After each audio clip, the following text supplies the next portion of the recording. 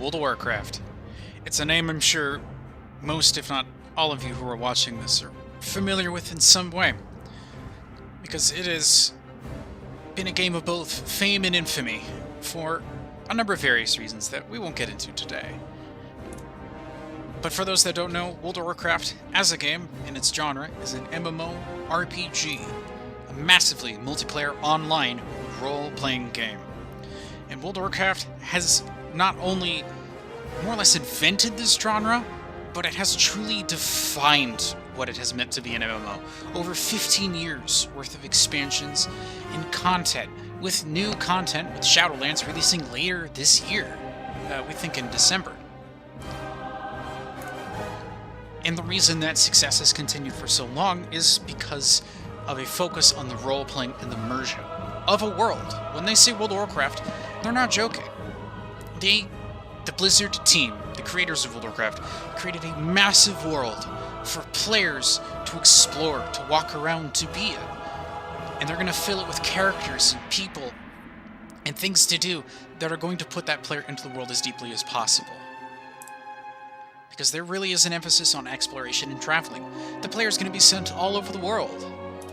And Azeroth is a big place. This is a more modern map of what Azeroth looks like.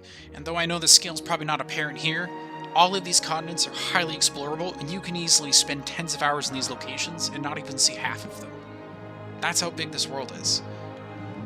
That doesn't even include the regions beyond, with the Shadow World of Outland, and the more together planet of Draenor, and all the realms in between, the 4 realms of the base elements, the Emerald Dream, it goes on and on. All these places to explore.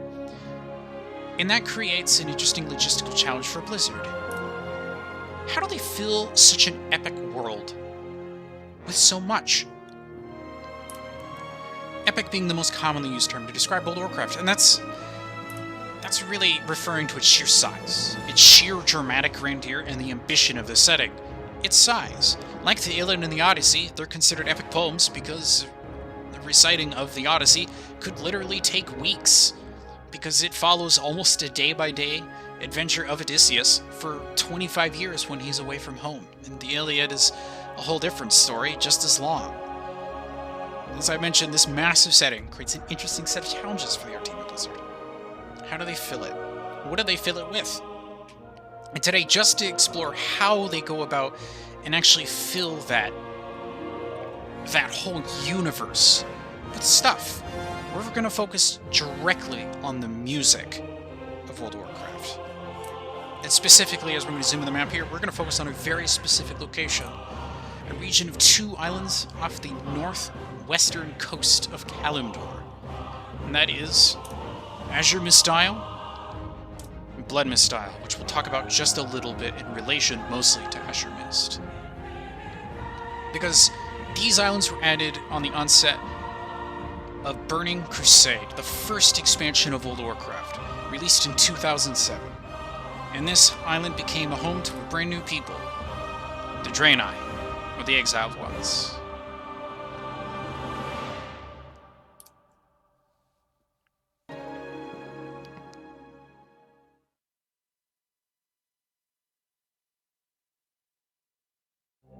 One month ago, a terrible explosion tore open the skies above northern Kalimdor. At that moment, the great ship Exodar plummeted from the heavens and crashed upon the world of Azeroth. Having fled the ravaged world of Outland, the noble Draenei used the dimension-traveling Exodar to reach safe haven. Inspired by tales of the heroic alliance that stood against the might of the Burning Legion, the Draenei have come to enlist aid in retaking their shattered homeland.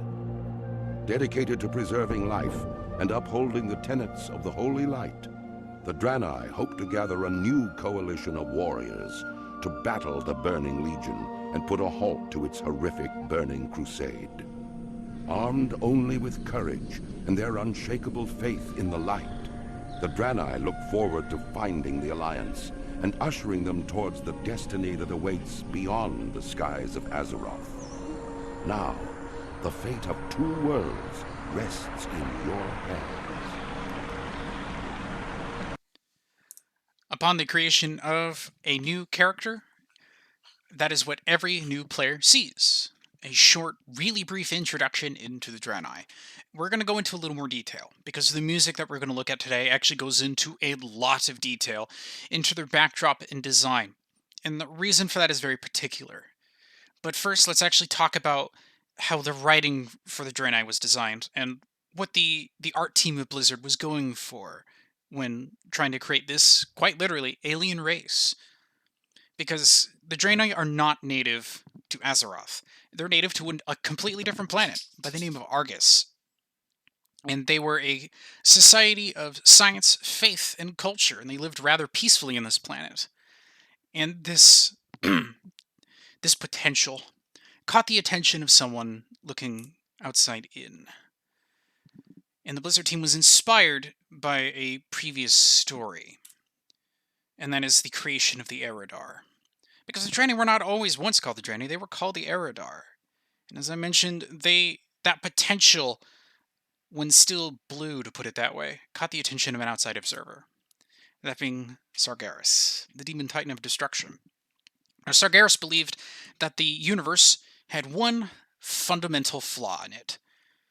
And he came towards the Draenei, and mostly its three leaders, in a brilliant light form, knowing that they were pious worshippers of the light, and asked them that same question.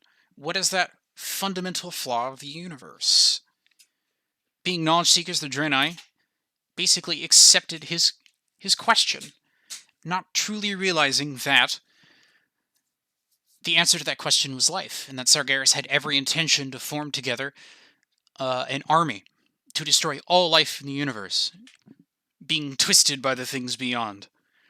Kil'jaeden and Archimonde, pictured here, accepted his gifts, essentially. And this forever turned the people into Eridar. Demons, the first demons, actually, in the Burning Crusade, who would go on to actually lead underneath Sargeras' control and go off to dominate the universe, at least in their attempt. But Velen, the one in the middle, gifted with the unique gift of foresight, saw this was going to happen to his people, and with a collect few followers, tried to fight against the newly formed Eridar demons. But this was a losing battle from the start, because there was not much they could do to stand against all this. Against Sargeras and what demons he already had at the time, mostly malformed things created of shadow. And when things seemed hopeless, Velen prayed. And though his planet was falling apart underneath him, and the planet was quickly becoming a twisted, blasted hellscape, something hurt him. And what hurt him was the Naru. These enigmatic beings you see here. They're beings of pure light. They heard his prayer. And the Naru travel around the universe in essentially what are arcs. They took the still surviving Eridar onto their arcs, and they began to flee through space and time, running away from an enemy that didn't find neither space or time to be particular hindrances in their quest to destroy the Draenei. Eventually, this would lead into the crash upon Azeroth, with the crash of the Exodar. And we'll talk about the reasons for that crash later, as it becomes more involved in the music. But that is the story that sets us up and gives us the point in which the players begin with the players picking up the wreckage and the salvage of the Exodar and trying to make a new home on this world. But the problem with everything I just told you is that it directly contradicts the history of Sargeras' downfall, as described in the Warcraft 3 manual. This is a direct contradiction to the story that was already in the game before the point of the Draenei release into the game. And trust me, the players are very aware of this, to the point where they actually called Chris Metzen, the creative director for Warcraft 3 at the time, out on this. And he admitted in a forum post to the community that he simply forgot the original Eridar and Sargeras storyline, which was actually the reverse, that the Eridar were demons and they corrupted Sargeras. But Chris Metzen stood by his story and the creation of the Draenei at that point, because at that point it was already kind of too late to go back, but also this new storyline gave them a lot to work with. This type of retroactive change in lore and story, in pretty much everything from World of Warcraft to Star Wars, are known as retcons. This would become a really big deal, because this would lead to a really interesting challenge for the Blizzard team, is that the new story they have directly contradicts what the players are actually quite familiar with, because you interact with this type of Draenei that you can see on the right quite a bit in the previous game, which was Warcraft 3, a totally different style of game. You interact with them quite a bit. They're a big part of the story, but the art depictions that were coming out of the art team and that they were really solidifying with and that they really liked wasn't the heroic, proud, holy depictions that were found in Warcraft 3. But instead, much like this one, probably the most famous artwork of the Draenei, much of the Draenei artwork is actually based upon a lot of actually Superman comics. The posture, when Draenei stand, male Draenei stand specifically, actually even female Draenei, I think about it, actually stand with chests puffed out, broad shoulders, these really heroic stances, these holy warriors, these paladins. And that's what would set and keep. The problem now that they had to do, the whole art team, was to make this fit into the game. Because more or less, the Draenei just showed up out of literal nowhere. All the other races in the game have been very much well set in the previous Warcraft games. They have to really make them stick.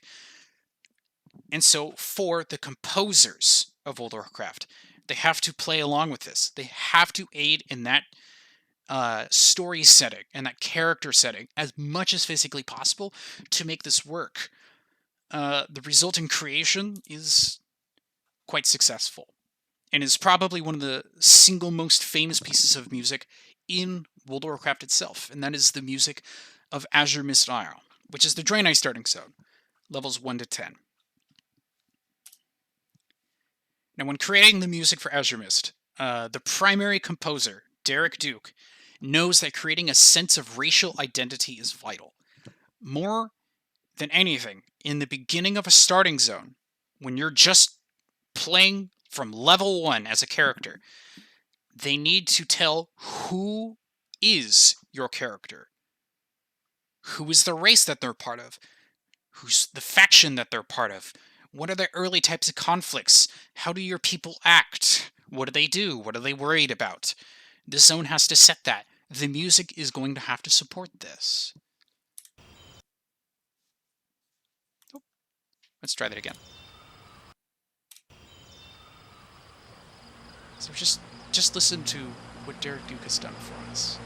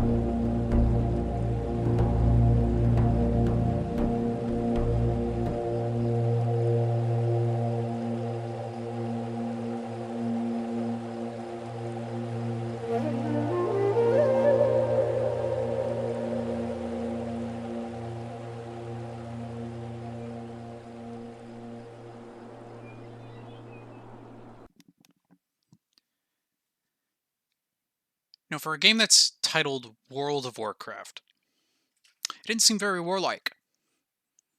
But that's on purpose, because the people we're talking about today, the Draenei, aren't warlike in the slightest. In fact, they're staunch pacifists who seek diplomacy before all other options.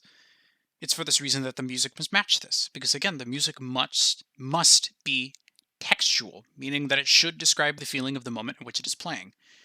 Considering that the vast majority of people who are questing and adventuring in that zone are brand new Draenei, they need to learn this. They need to know that their people are staunch pacifists, that they're worried about the environment more than they're actually truly worried about the fact that they've crashed into it. They're going to try and heal the island more than they're actually trying to heal their own people, so much as their empathy and their care.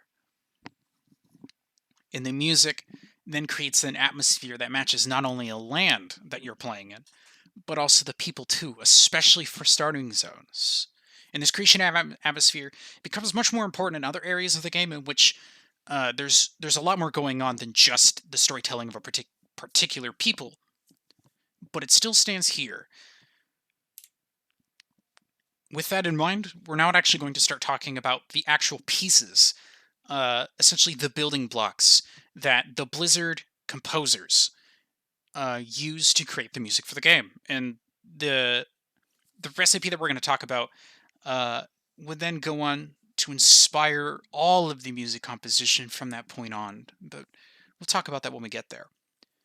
The first and most important thing we're going to talk about is the choice of instrumentation in the music.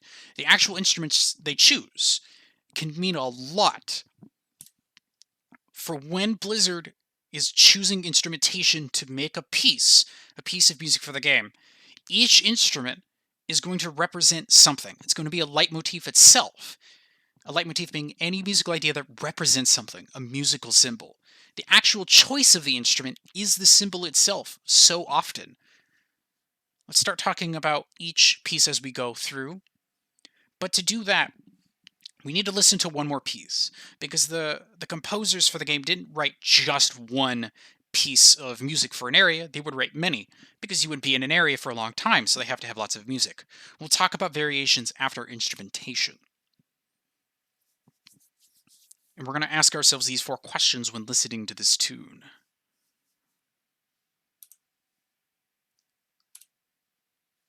Because what you're going to hear in this tune is an Armenian duduk. A duduk is a double-reeded, ancient wooden flute. And Derek Duke's use of it here is very, very particular. He does it for a very specific reason. He's not just choosing it for cultural connotations, and we'll talk about why not.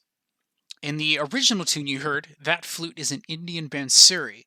That is chosen for particular cultural connotations. We'll talk about that later. So for now, we're going to listen to what's called Draenei Walk, technically _01, as it would be listed within actually the game's files itself.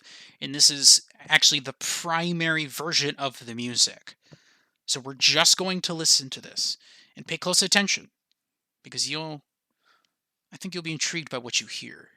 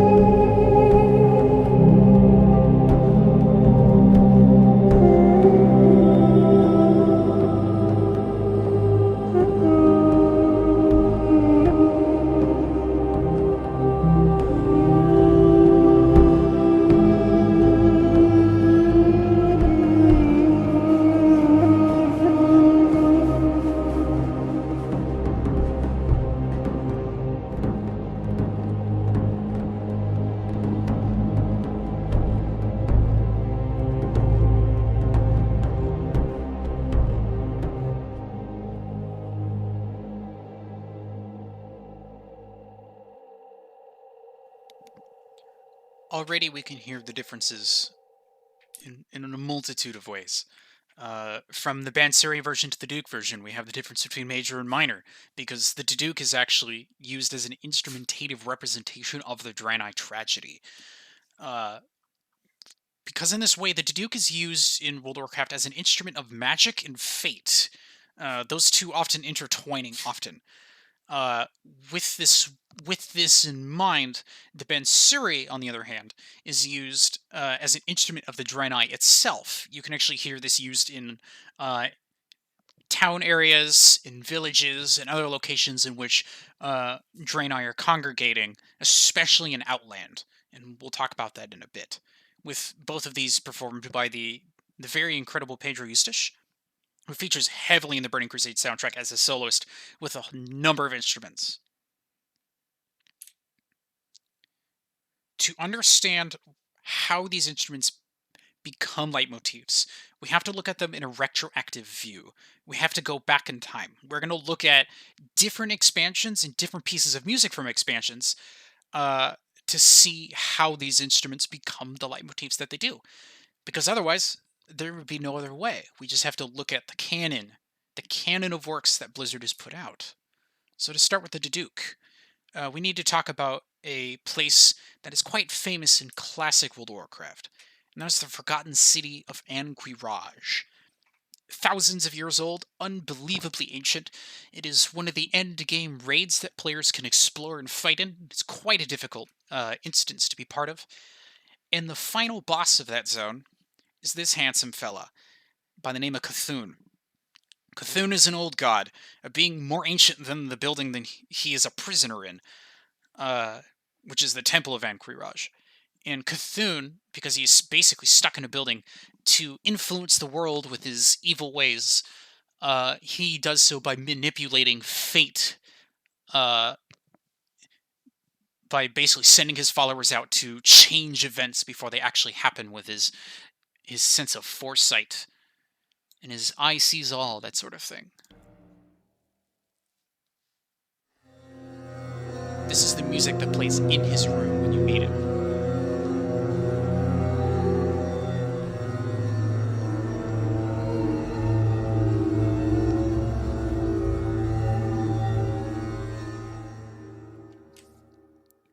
Short, sweet, like a lot of World of Warcraft classic music. What's interesting is that the Duke is also used later, in Wrath of the Lich King, the expansion that happens after Burning Crusade. And the Duke is used as a motific representation of the city of Dalaran, which is a city entirely populated by mages and wizards.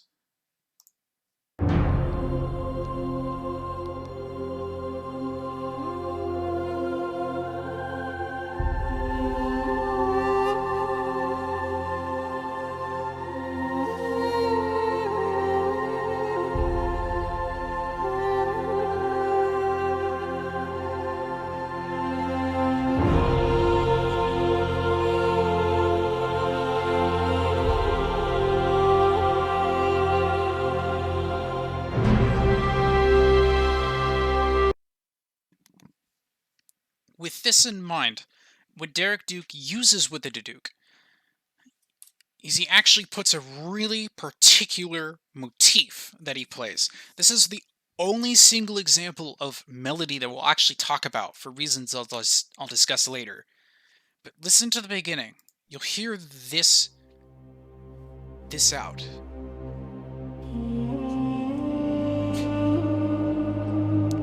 Those 4 notes, listen to them one more time.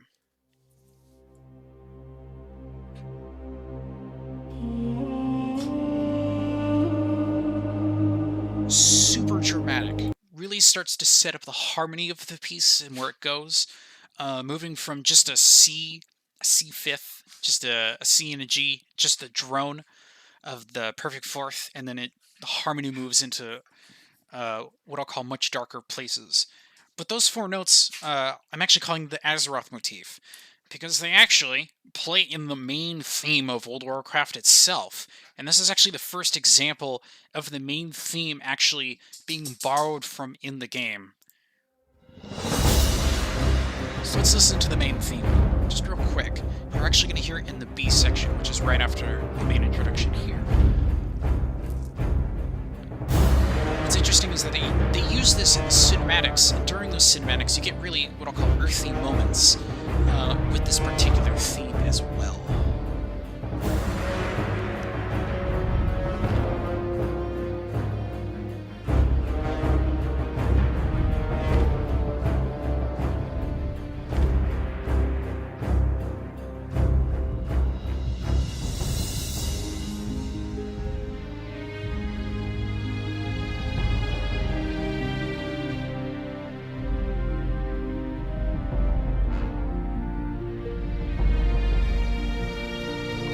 Plays a couple of times, and it becomes the main theme of the B section to the main theme itself.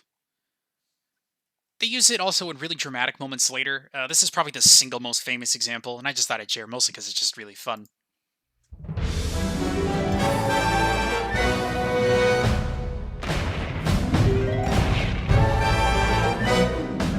Perfectly over the top. But as famous as that example is, it actually becomes a really, really important part of that story during that part of Wrath of the Lich King, which that acronym stands for there.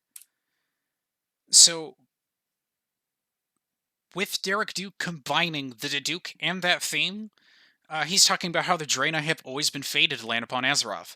As I've mentioned, the Draenei are led by Prophet Velen, and Prophet Velen is blessed or cursed, depending on your point of view, with perfect foresight. He gets perfectly accurate visions, and he's known for thousands of years that he was going to show up with his people on Azeroth, that it was an unavoidable fate, that was something that was going to happen. And that's important, that fate of Azeroth, in that sense. To move on to our next instrument, the harp. And the harp is the instrument of elves. Let's listen to the harp as you hear it in Draenei Walk 1.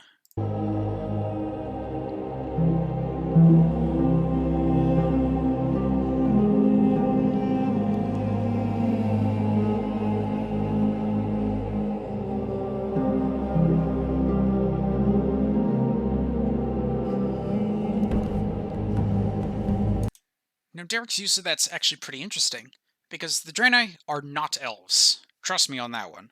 They're not elves. So why does he use it? To understand that, we're going to have to listen to this.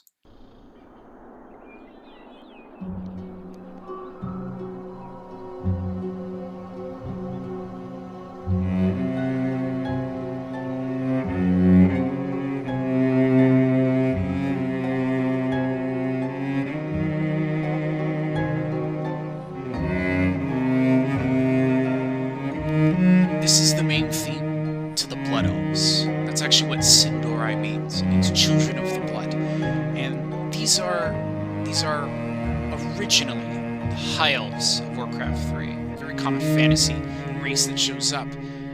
But for the Draenei, it's important because that harp represents actually why they're on Azeroth. And the reason they're specifically on Azeroth is actually because of Kael'thas Sunstrider, who is the Prince of the High Elves. He's also the orchestrator of the Exodar's crash. Now, Kael'thas is obsessed with curing his people's addiction to magic. The High Elves are addicted to magic, hopelessly so. If they don't constantly consume magic from any source, they actually begin to wither away, becoming these basically magical zombie things called withered, basically devolving into a lesser form. And it's becoming a desperate chase. And as Kael'thas becomes more and more desperate, he starts looking for other means to acquire that magic. If you look at that artwork again, you probably notice a familiar piece of art in the back. That's Tempest Keep. We've already seen that in a piece of artwork, because one of the sources he finds is the Naru. The Naru, being beings of pure light, generate light as a magical source of energy, essentially, along with the incredible technology that they possess, such as the arcs that they travel around in.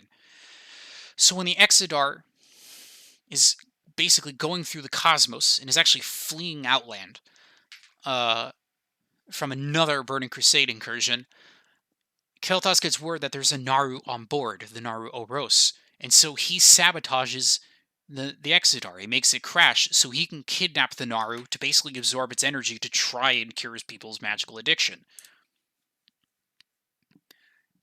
In Bloodmist Isle, the sister zone to Azuremyst, they are the main enemy that you fight. They are the main conflict of the area, with high elves congregating all around the broken pieces of the Exodar, salvaging it for basically magical material that they can use to cure their addiction. And they are everywhere, and they are the main enemy. With this particular piece of the Exodar, the Vector Coil, being basically the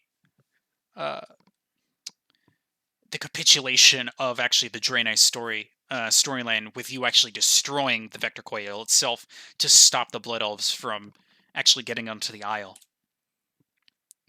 This desperate chase would eventually lead to Kel'Thas' downfall, leading him to actually selling basically his people and himself off to the Burning Legion in a desperate attempt to cure his magical addiction himself, because he was starting to fall victim to it too.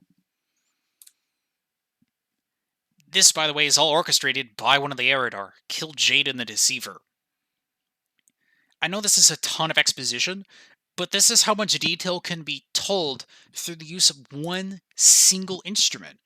Because not only all of that I've just told you is represented by the use of the harp in that piece of music, but it's also in a much more literal sense, in that the island itself is covered in ancient elven ruins. They're pretty common throughout Azeroth, but it's just another little bit they can talk about. And it's another place that you're actually going to be spending a lot of time exploring and delving in as well. So the music will also fit the environment within a much more literal sense as well, not only in a storytelling sense. The next instrument we're going to talk about is the wood blocks. Derek Duke's choice of wood blocks for his piece is actually pretty interesting. It's a particularly rare use in World of Warcraft. You don't hear it a lot for its reason as a leitmotif is used for unrestrained wilderness, which isn't actually as common in World of Warcraft as people think it would be, but for reasons I won't be able to explain here. But what he also does with the blocks is he uses it as a percussive pad. Pad is a music industry piece of jargon that is basically another word for drone. And the percussive drone is useful because his use of a drone with instruments and voice is for another particular reason. So he needs another pad underneath the music to kind of give it a forward direction. Because without the wood blocks, his piece would literally kind of be timeless, and it would more or less be nothing but a drone. And his use of it is quite excellent, because what it also allows him to do is fade in and out with the wood blocks to do really excellent transitions between pieces of music. You'll be able to hear how that works now.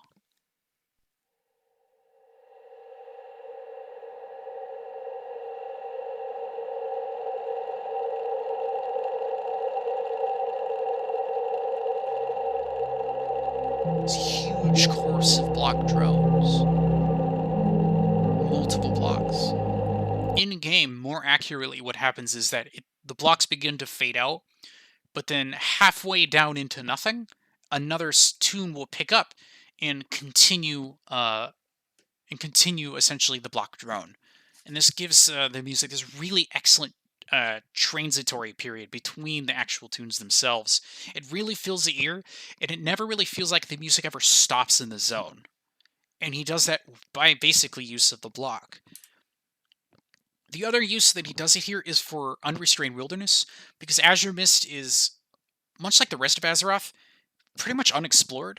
Azeroth is a very wild place, so he uses it as a leitmotif for unrestrained wilderness, with another really great example that we can hear during Warlords of Draenor, and that is within a tune called Old Growth, which is a tune particularly about a rather wild jungle, to put it lightly.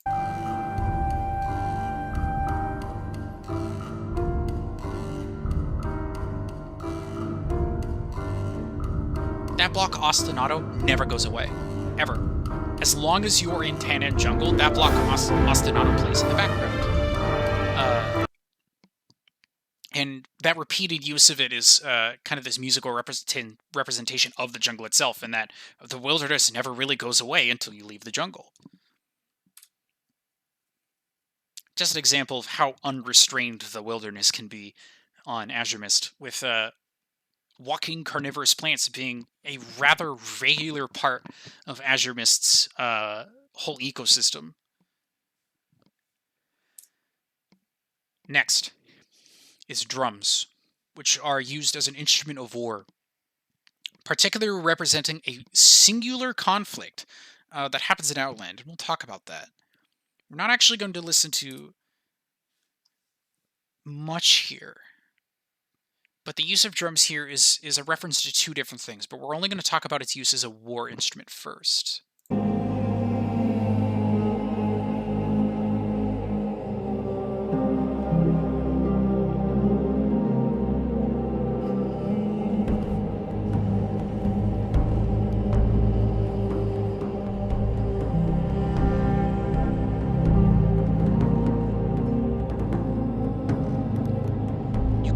Drums start right with the harp, which, as we've already discussed, represents the High Elves, who the Draenei are fighting for survival. They play right in hand with each other. It also represents a different thing, but we'll talk about that later. But drums are used very particularly in the Burning Crusade, which that acronym TBC represents. Drums represent a particular race that actually is native to Outland. But let's listen to this first before I talk about that.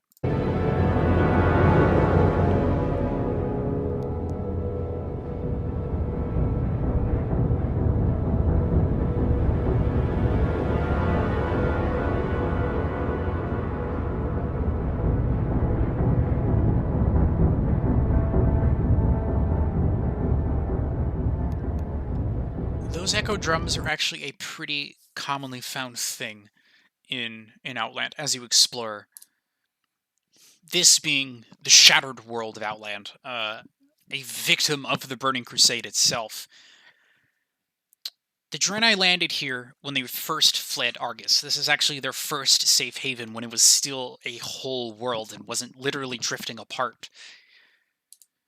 But they didn't share that world. Or, excuse me, they did share that world. They weren't alone on it. They shared it with the Orcs, which were native to Draenor, and they were a proud shamanistic set of warrior clans, very warlike, who spent most of their time fighting against the other very dangerous natives of Outland, and each other, for dominance.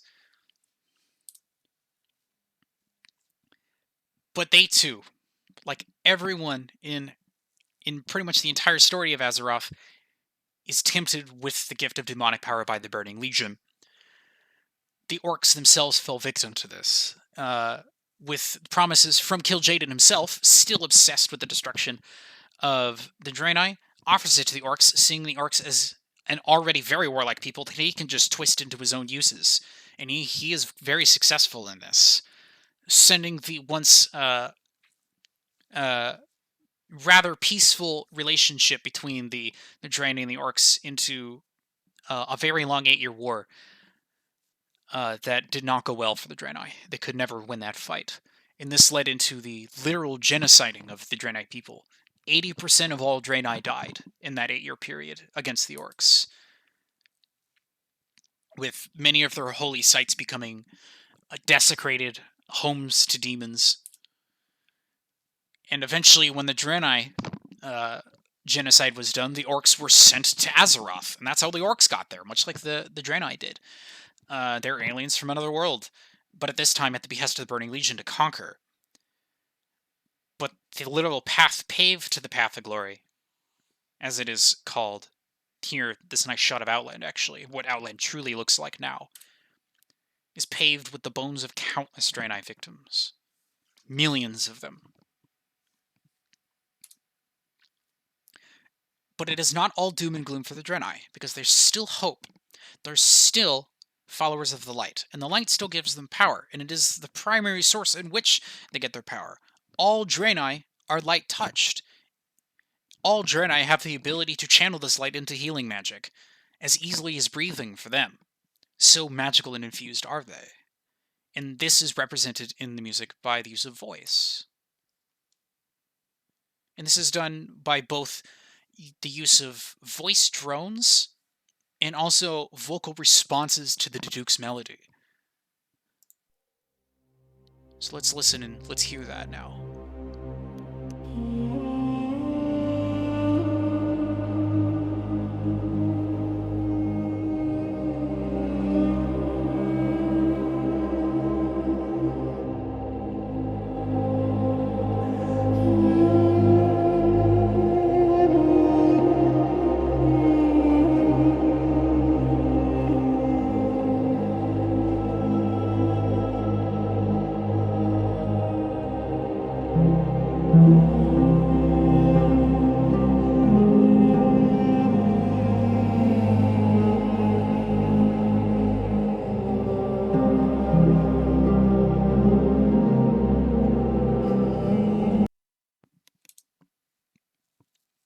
Now, the use of voice to represent the light itself is already used quite a bit in World of Warcraft's canon. It's used very specifically to represent another light-worshipping race. Humans. Us. And this theme you're about to hear plays primarily within Stormwind's Cathedral. Stormwind being the only bastion of human might left in Azeroth, and Stormwind Cathedral being the center of its religion, which is worship of the light.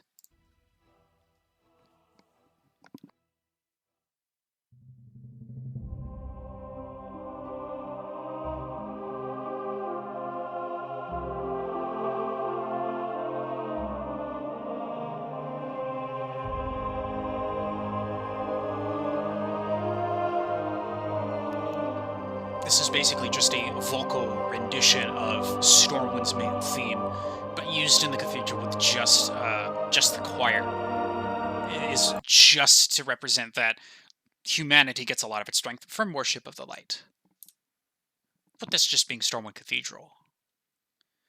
The Christian connotations are probably pretty obvious at this point, but the light itself isn't really seen as a god or a singular entity like it would be in Christianity, but instead as just a force of the universe, a primal force, to actually represent it within like gendered terms or even anthropomorphic terms. It doesn't exactly work. World of Warcraft doesn't really do it much. The only really anthropomorphic, roughly so, sense that we get of the light is actually the Naru themselves. Primordial beings made of light itself. And the voice to represent the light is used really interesting, actually, in the interior of the Exodar itself, with the crash site of the Exodar being becoming the new capital city of the Draenei itself. In a city the player will go around, get training, do business, meet other players, and do other stuff in. And there is a particular piece of music that plays within the Exodar itself, and its pretty fantastical interiors. Let's listen to that.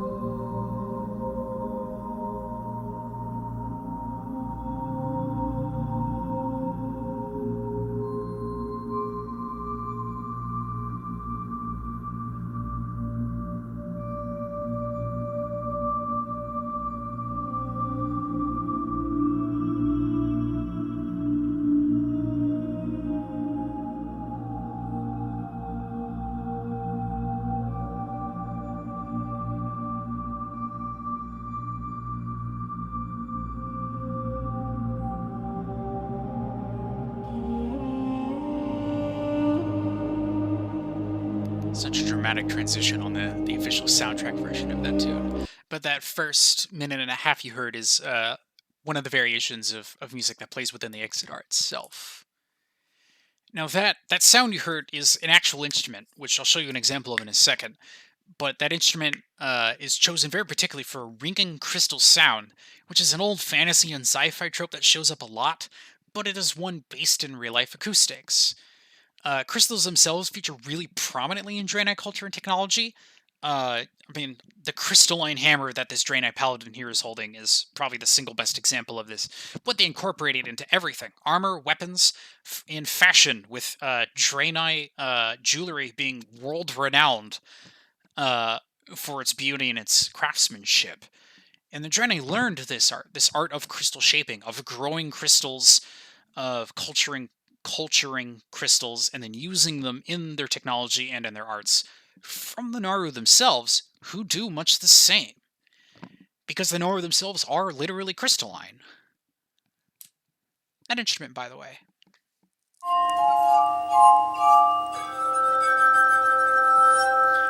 Benjamin Franklin saw someone playing a set of water-tuned wine glasses and thought that this would be a more convenient arrangement. He wanted to do away with the water tuning and wanted to have a lot more glasses and be able to play more than two at a time. So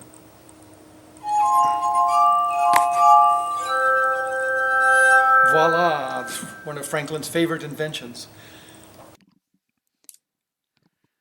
What you heard in part of the Exodar was actually a digital rendering of the instrument particularly, because they wanted a very particular tone. Because that digital glass harmonica represents the actual, literal voice of the Naru. Because the Naru don't really talk in-game. They don't have what we would call speaking voices. In fact, this is what they sound like in-game when you stand next to them.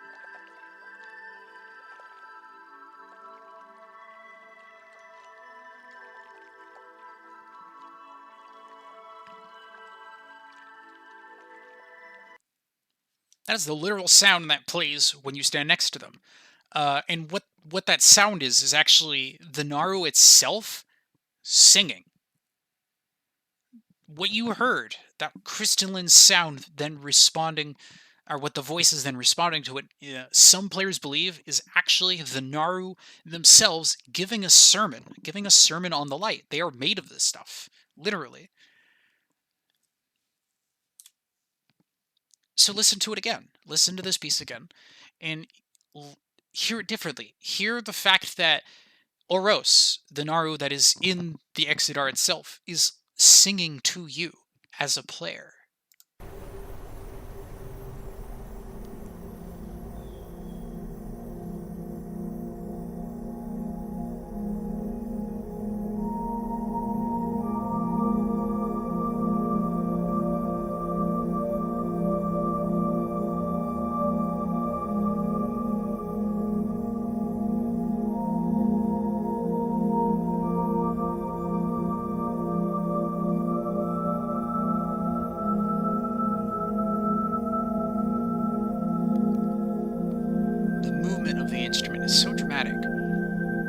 The actual particular composition of this piece in its musical movements are very simple but on purpose. And the music is kept what I'll call primordial, because the Naru themselves are primordial as well. Very ancient beings.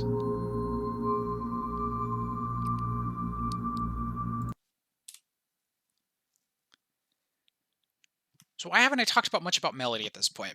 I sort of have, but realistically I've only really talked about 4 notes of melody at this point, with all the instrumentation that we've talked about, all the important aspects of it.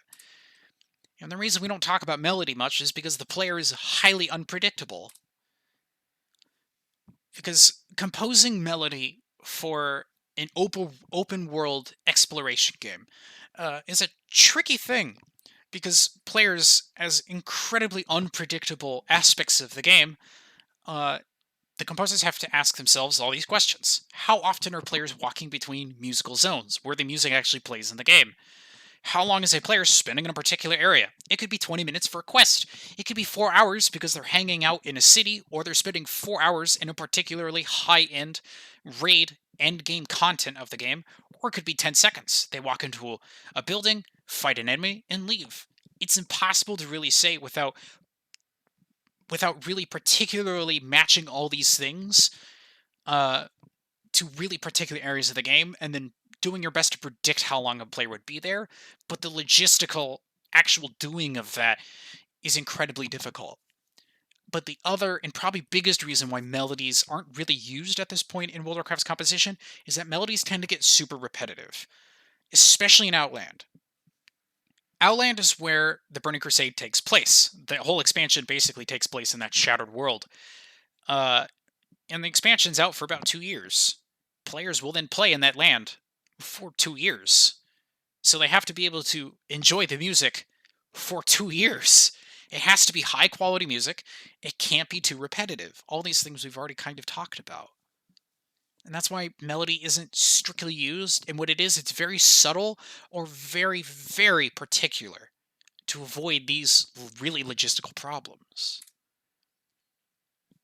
So everything you've heard, all those little bits of instrumentation that come together that form that piece of music, asks and answers these 4 questions. What instruments would the locals play? World of Warcraft is really interested in creating what I can call fantasy folk music. Best example of this is all the tavern music that exists in the game, with taverns for certain races having different instruments to represent what those people would be playing in those taverns. Like humans are playing string instruments, but orcs are playing more drums and other percussion instruments because that's what their people used. How do we characterize the locals? Who's there? What are they doing? Are they good? Are they evil? Are they somewhere in between? Can we even quantify that in these people? The most important one that we've talked about for a starting zone, when you're learning about a particular race, when you're playing as them for the first 10 levels, is the musical storytelling. What happened here? Who are these people? What happened to them? What do I need to do to help? That kind of thing. But most importantly, for the rest of the game beyond that point, is the setting of atmosphere. It's the creation of an atmosphere for a certain area. It needs to match it. It needs to march very particularly to make these things work. The next big section, and a lesson, let's just say learned the hard way by Blizzard's composers, is the use of variation and variations with musical pieces to make their music successful in the game. And to talk about this point, I'm actually going to talk about my own experiences here. And really, quite literally experience this for myself. What's unique about World of Warcraft these days is that there's 2 versions of the game currently playable. There is, on the right, what's called the retail version of the game, which is the most current expansion of the game, the most up-to-date modern content for the game, released in 2018. But recently, Blizzard released the game as it was in 2004, the original release version of it, dubbed Classic or Vanilla by its player base, because Vanilla is the original flavor, quote-unquote. And I have been spending quite a bit of time playing World of Warcraft Vanilla, because I started playing in Burning Crusade. I had not experienced this classic world as it says. And this is the character I've been doing it on. This is Eureka, my level 36 Forsaken Warlock. I'm sure you can find what I like to play now.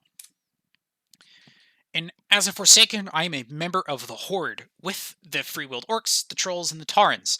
And if you're part of the Horde in Vanilla World of Warcraft, you spend a lot of time adventuring, questing, and traveling through the Barrens, shown here, which is this like savanna-type plains with fantasy zebras and giraffes and things like that in the game. It is the single biggest zone in the game as well, and it kind of has infamy for it because the walk from the top of the map to the bottom of the map can be quite the trek. But because it is also the biggest zone of the game, it has one of the biggest level stretches of the game. You can be here very long. You can be doing quests and adventures here very long and leveling up in the game for very long here. This is a rough approximation of where certain types of music play in the zone. For the several oases, however you say that, located, it just plays the stock jungle music that's composed for the game. Camp Tuarajo and the Crossroads plays the Horde Town music. And Everything else, the majority of the savannah, plays the music actually called the Barrens because it was originally composed for this location. It's about 5 minutes and 41 seconds of music. As someone questing adventuring, you're going to be spending the vast majority of your time in those savannas. Fighting enemies, hunting animals, exploring all sorts of things, finding Mancrick's wife, the usual. There's roughly 27 minutes of music for this whole zone. With that in mind, with a couple of other pieces that I'm not really talking about because the Razorfins down here are kind of their own thing. At minimum, I spent 10 hours questing here. At minimum. I realistically spent probably in the range of about 16 to 20 hours, leveling from about level 12 to around 26-ish with my Warlock. You can go very far in this zone. But that became an interesting problem, or really grew an interesting problem. And then I most likely heard that 5 minutes of 41 seconds of music, just doing really basic math on that, 10 hours of music, 80 plus times on loop before I turned the music off because I was just kind of sick of it after the 80th time. In turning off the music like that, becoming detached from the music and kind of that endless repetitiveness that I've already talked about the composers of Warcraft want to avoid is a huge problem. Because if the player turns off the music, they disconnect themselves from the world that much more. They disconnect themselves from the story of the world that much more. We've already talked about the instrumentation. I've already thrown all this exposition at you, and that's exposition given through the music most of the time. Most of the exposition I've talked about isn't really talked about much in the game other than subtle things in chat boxes. A lot of it is given through the music itself.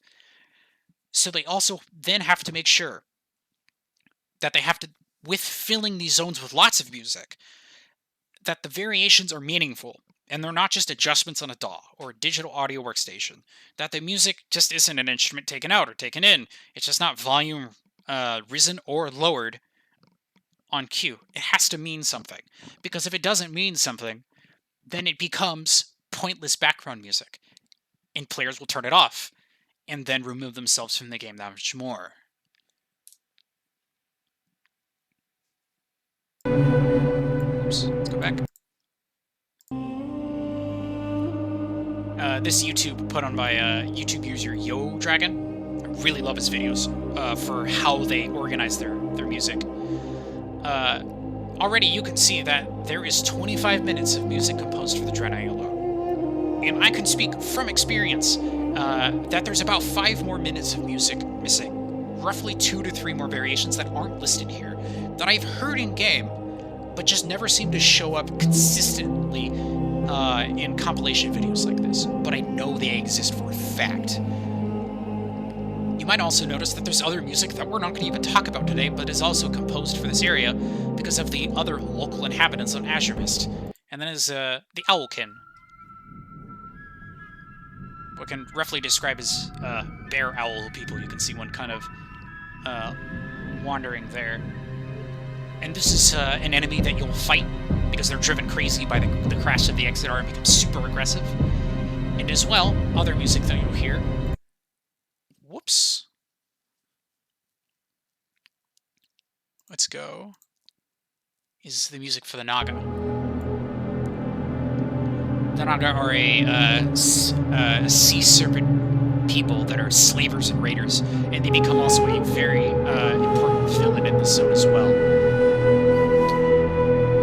Another reason, by the way, for Azuremyst music to carry harp, because the Naga were at one point elves. But that's a story for a different time. Totally different music, but built out of much the same instrumentation, by the way, so it's not too stretched. So here's a map of Azuremyst Isle, and this is also incomplete, but it's just a rough sense of where a lot of this music plays in the zone. And it really helps to fill out the music of the zone.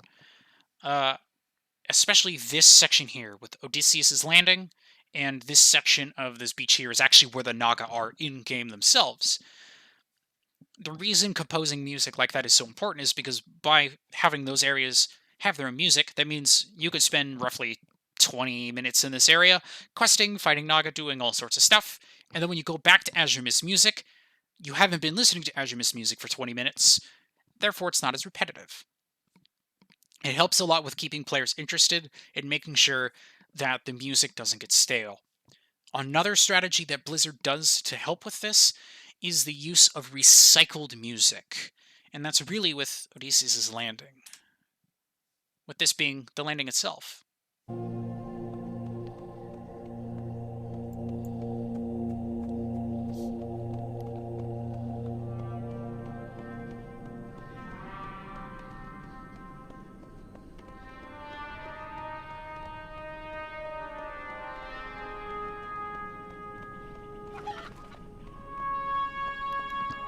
Now, the music you're hearing right now is not actually composed for Odysseus' landing. It's not composed for this particular spot.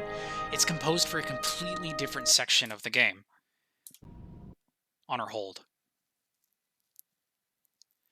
Now, Honor Hold is the singular remaining lone bastion of Alliance power in Outland.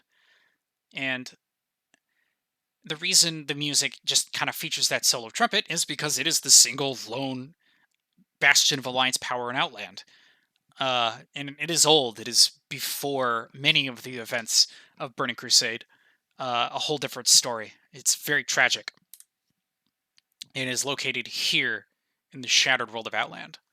And players will spend time there, and it's recycled quite a bit for all the other Alliance towns that start to pop up in the location as people start to go out and explore these regions, start to take the fight against the Burning Crusade themselves and other enemies in Outland.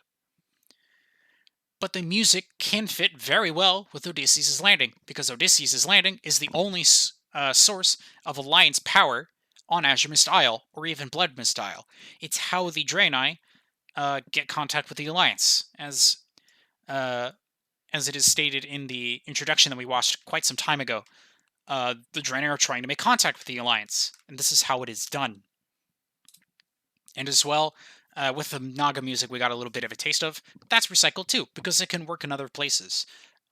Used quite effectively in Bloodmist Isle as well, and later other places of the game, with the Naga music itself actually being recycled quite a lot in other places of the game for many expansions.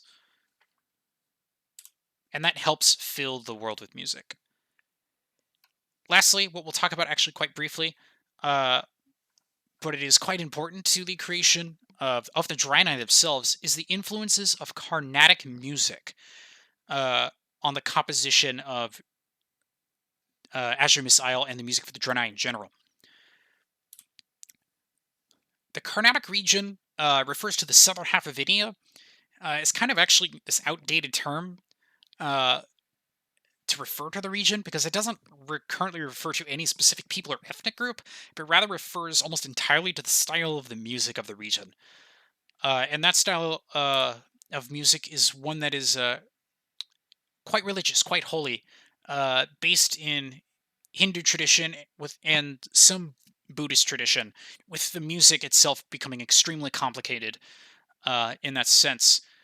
And the reason Derek Duke uses Carnatic music in his compositions is because he lived in southern India for a year and a half studying full-time Carnatic music with a guru. He wasn't taught the music, he lived it. He lived that music. And he speaks about it quite personally in this interview given with Behind the Cinematic group. And especially this middle quote here. With South Indian music is sacred, meaning that every time a veena player, a traditional Indian instrument, is plucking the string or violin player is rebowing the string, that's another syllable of sacred text. Quite literally so. It takes a lot of inspiration from that type of music in the terms of making the music itself sacred representations. We've already talked about how the voice is a literal representation of the light. The music itself is a literal representation of the Draenei tragedy, but also their fate on Azeroth to go there, to meet the Alliance, and then take the fight to the Burning Legion. with something that's called the Army of the Light Prophecy, which we just don't have enough time to talk about now, especially in its musical connotations.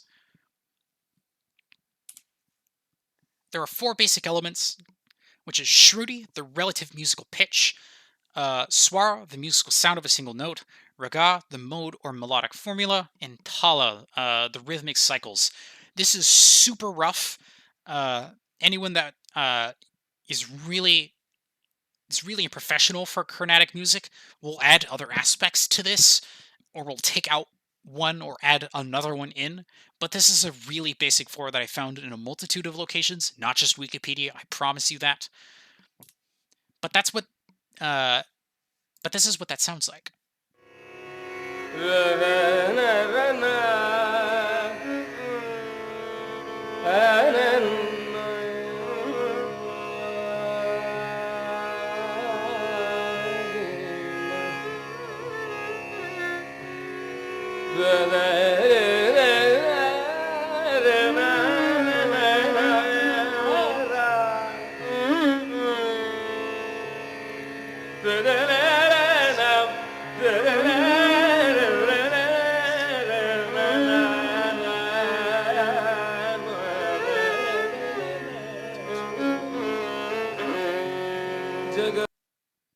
My sincerest respects for that gentleman and the rest of the players there. But what you're actually watching there is a ton of improvisation. As you can see, his hand motions as he's having this musical conversation with the violinist. Because what he's doing is he's reciting holy text, syllable for syllable, in a very, very musical fashion with a lot of improvisation. That's with a lot of traditional Indian instruments. This has all sorts of styles to it. The closest thing I can equate it to that perhaps a Western audience would be familiar with is a Catholic Mass, and it has certain sections that go through as you go through the Mass. With Carnatic music, it is essentially the same thing, but in different religions, with Hinduism, Jainism, Buddhism, and even certain sects of Islam as well. And Derek Duke takes immense inspiration from the style of music when composing the music for the Draenei. Because what Derek Duke himself enjoys doing, and what he's really trying to do with the Draenei, is create a type of music that no one had ever heard before.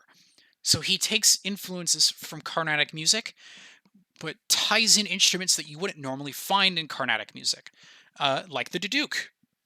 You would hear the Indian bansuri quite common in Carnatic music, which is why he does use the bansuri for certain variations of the piece of music itself. But when you get to hear music that's otherworldly, but doesn't sound electronic, that's when Derek Duke knows he's done a good job, and he has. This piece of music is quite famous throughout World of Warcraft's community, is quite iconic, to the point where Azuremyst Isle is not recycled until the days of Warlords of Draenor. And I've only ever heard it recycled in one very specific location that's actually referring in a way to Azuremyst Isle in its own unique connotation. But this influence of Carnatic music is so influential in the creation of the Draenei race that it gives the Draenei their biggest cultural influence throughout. That is, throughout their design from this point. Because this music is being composed as the final touches of the Draenei are being put in. And the single best example I've found of this has to do with the Mighty Elec, which is our fantasy space elephant, for lack of a better term. And the Draenei breed and raise the Mighty Elec as pack animals and mounts, with Wild Elec being native to the sweeping grass plains of Nagrand in Outland. And you can ride them as mounts, and they are the base mount that all Draenei have access to once they have access to a mount in the game. But this was not the original mount designed for the Draenei. That was actually the Talbuk. The Talbuk are not native to Outland, but to Argus, their homeworld, which they brought with them on the Exodar as a main pack and grazing animal. You can actually get a Talbuk in-game as a mount, as kind of rare rewards for very end game quests and stuff like that. So we know it was set in the game. But the Elec was chosen, I think, because of that influence, because they could use the elephant as a way to represent the Draenei race themselves, much like the Draenei are designed to be. The Elecs live a very long time. They're mighty. They're stoic. They have long memories, and they're naturally very peaceful creatures, much like the real-world elephant, which is a sacred animal in throughout India, throughout many of its cultures. And the choice of the Elec as a mount is kind of a nod of respect to that. All those pieces came together to create the race of Draenei, who would become major players in World of Warcraft. And though the community was pretty hesitant at the start to accept them as a race in the game, they've really come to stay, and stay in Azeroth for good. Mostly because the Exodar is irreparable, but they have become a much beloved race of World of Warcraft, and are still very popular and still play a very important part in its story and with its characters.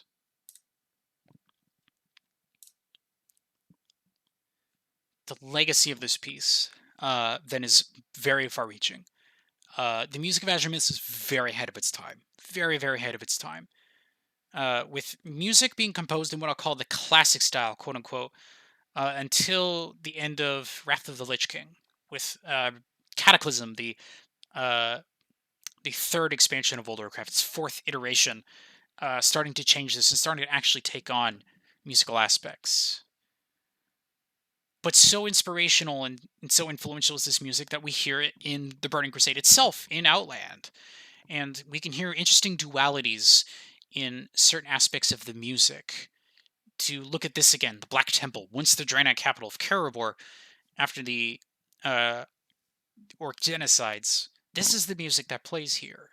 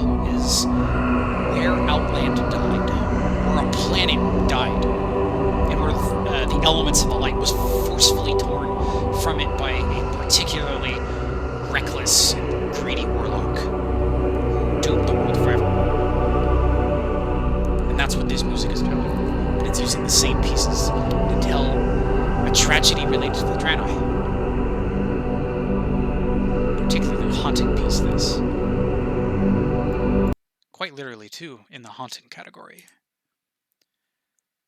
But it's not all doom and gloom, because Shattrath City, another once destroyed Draenei city, is active in Outland and becomes a major refuge to everyone in Outland, not just the Draenei, but Horde and Alliance together come here peacefully to fight the Burning Legion as one.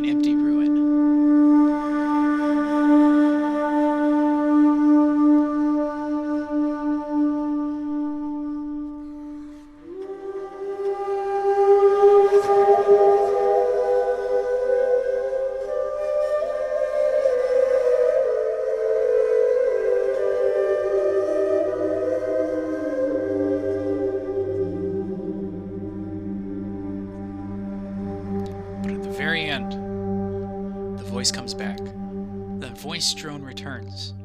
Because, much like the people came back to Shattrath City, so too did the light.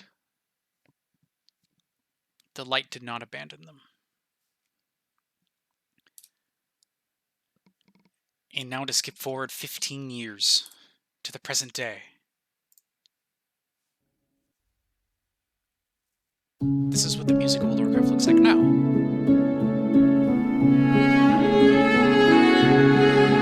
And it's stunning. Absolutely stunning. For all of its complaints for Battles for Azeroth, because there are many, because World of Warcraft is changing very fast these days. The one thing that is never complained about is the art. The game is absolutely stunning. It's gorgeous. I have caught myself just standing in this actual location and just listening to the music that plays, because it's so beautiful. But Azuremyst led us to this, to a region, one particular region, having over an hour of music, and no backlash against Yodragon himself for putting these together, but this is incomplete, it's missing stuff. Because it's hard to find all of them in the game's files, because it's not an exact science. And the music becomes so dramatic, so meaningful. The story this song particularly tells would be worth its own presentation, but probably longer than however long this has gone on at this point.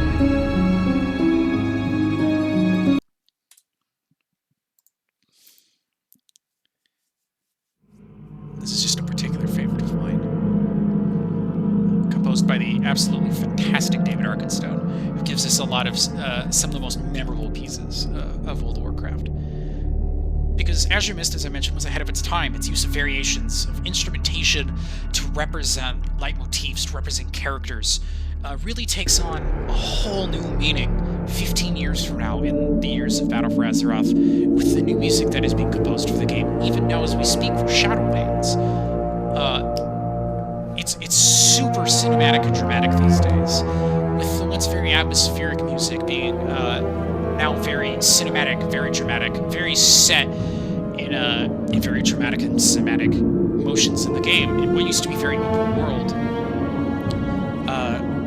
In a way, this music, as good as it is, kind of limits the end of an era with kind of the death of the RPG, the role-playing elements of World of Warcraft, which just kind of don't exist in Battle for Azeroth anymore. But you still can't help but get lost in its world. For all the fantastical locations, the really amazing characters, the incredible adventures you can go on. And to have those adventures for almost 16 years now. No other game currently, and probably ever, will be able to boast this. And whenever that is, whenever World of Warcraft finally gets replaced, who knows? Let me reset that.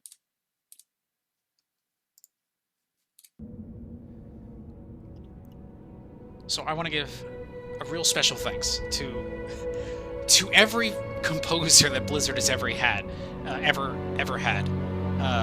with this being many of the main, but all the orchestrators, all the musicians that ever played for World of Warcraft, for giving us 15 years of music, for giving us literally hundreds of hours of music. That's all that good, that's all that detailed, that tells a story worth following. And if you were interested in exploring the vast archive of World of Warcraft music that's out there, here's just a couple of YouTubers you can find, with user Yodragon being my personal favorite for how organized they are and the interactive videos that they put out. And they're really good at putting out music of some of the lesser known pieces, and the pieces that never make the soundtrack. Sometimes I even myself have never heard before, because Azeroth is a big place. You don't always find